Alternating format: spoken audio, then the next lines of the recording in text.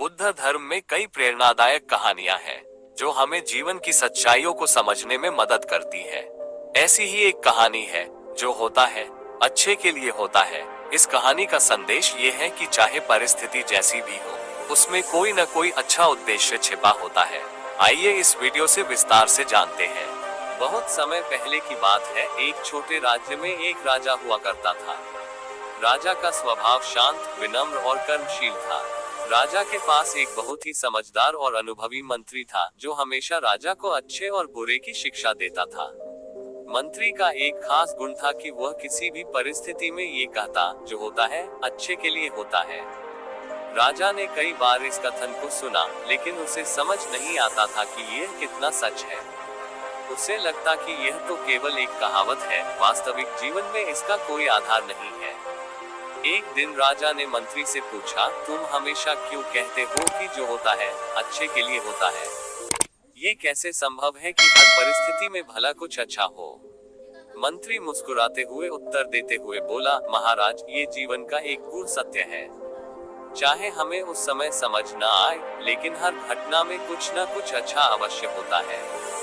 समय के साथ हमें उस अच्छे का अनुभव होता है। राजा ने मंत्री की बात सुनकर सिर हिलाया, लेकिन मन में सोचा कि ऐसा कैसे संभव हो सकता है। कुछ दिनों बाद राजा जंगल में शिकार के लिए निकला। शिकार करते करते उसने गलती से अपनी एक उंगली काट ली। ये चोट बहुत गहरी थी और राजा को दर्द से तड़पने लगा। ये देखकर मंत्री तुरंत राजा के पास आया और उसकी सहायता की। राजा दर्द से कराह रहा था, लेकिन मंत्री ने फिर वही बात कही, महाराज, जो होता है अच्छे के लिए होता है। राजा का क्रोध चरम पर था। उसने क्रोध में आकर कहा, तुम्हें मुझ पर कोई दया नहीं है। मेरी उंगली कट गई है और तुम इसे अच्छा मान रहे हो। तुम्हारी यह सोच कितनी बेईमानी है। तुम जैसे संवेदनहीन व्यक्ति को मंत्री के पद पर रहने का कोई अधिकार नहीं है। राजा ने उसी समय गुस्से में आकर मंत्री को जेल में डालने का आदेश दे दिया। मंत्री ने बिना किसी शिकायत के आदेश का पालन किया और जेल चला गया। जाते जाते उसने केवल यही कहा, महाराज, जो होता है अच्छे के लिए होता है। कुछ दिनों बाद राजा का गुस्सा थोड़ा शांत हुआ और वह फिर से शिकार के लिए जंगल में निकल पड़ा। इस बार वह अकेला था, क्योंकि मंत्री तो जेल में था। शिकार करते करते राजा जंगल में गहरे चले गए और भटक गए। वहां उन्हें एक आदिवासियों का समूह मिला जो किसी देवता की पूजा के लिए एक मनुष्य की बलि देने की तैयारी कर रहे थे। उन्होंने राजा को पकड़ लिया और उसकी बलि देने का निर्णय कर लिया। राजा बहुत डरा, लेकिन कुछ कर नहीं सकता था। आदिवासी उसे बलि स्थल पर ले गए और उसकी जांच करने लगे। जब उन्होंने देखा कि राजा की एक उंगली कटी हुई है, तो वे चौंक गए। उनके अनुसार बलि के लिए स्वस्थ और पूर्ण शरीर वाला व्यक्ति होना चाहिए था।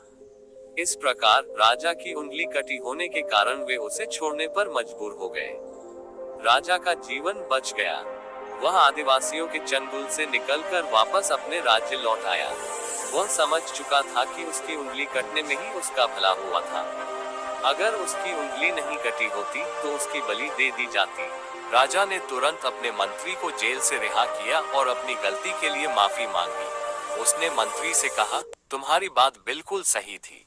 अगर मेरी उंगली नहीं कटी होती तो आज मैं जीवित न होता। सचमुच जो होता है अच्छे के लिए होता है। मुझे तुमसे इस बात के लिए माफी मांगनी चाहिए कि मैंने तुम्हें जेल में डाला। मंत्री ने विनम्रता से उत्तर दिया, महाराज, इसमें माफी की कोई आवश्यकता नहीं है। मैं जेल में था तो भी यह मेरे भले के लिए ही था। अगर मैं आपके साथ होता तो आदिवासी मुझे भी पकड़ लेते और शायद मुझे बलि दे दी जाती। इस तरह मुझे भी जेल में रहने से भला ही हुआ। राजा ये सुनकर और भी आश्चर्यचकित हो गया। अब उसे पूरी तरह समझ आ गया कि मंत्री का कथन कितना सत्य है। उसने मन ही मन ये संकल्प लिया कि आगे से किसी भी परिस्थिति में धैर्य और समझदारी बनाए रखेगा। इस कहानी से हमें ये शिक्षा मिलती है कि जीवन में चाहे कितनी भी कठिनाई क्यों ना आए, हमें यह विश्वास रखना चाहिए कि वो परिस्थिति भी हमारे भले के लिए ही है। बहुत बार हमें तुरंत समझ में नहीं आता कि उस घटना में क्या अच्छा था, लेकिन समय के साथ हमें अनुभव होता है कि जो हुआ वह हमारे लाभ के लिए ही था। कठिन समय में अक्सर हम निराश हो जाते हैं और परिस्थिति को लेकर क्रोधित हो जाते हैं, लेकिन हमें समझना चाहिए कि हमारे पास सीमित दृष्टिकोण होता है। भगवान, जो सर्वज्ञानी है, वे हर स्थिति को जानते हैं और वही करते हैं जो हमारे लिए सबसे अच्छा होता है। तो दोस्तों, यह वीडियो आपको कैसा लगा? अगर अच्छा लगा है तो वीडियो को लाइक करें, चैनल को सब्सक्राइब करें। वीडियो देखने के लिए धन्यवाद।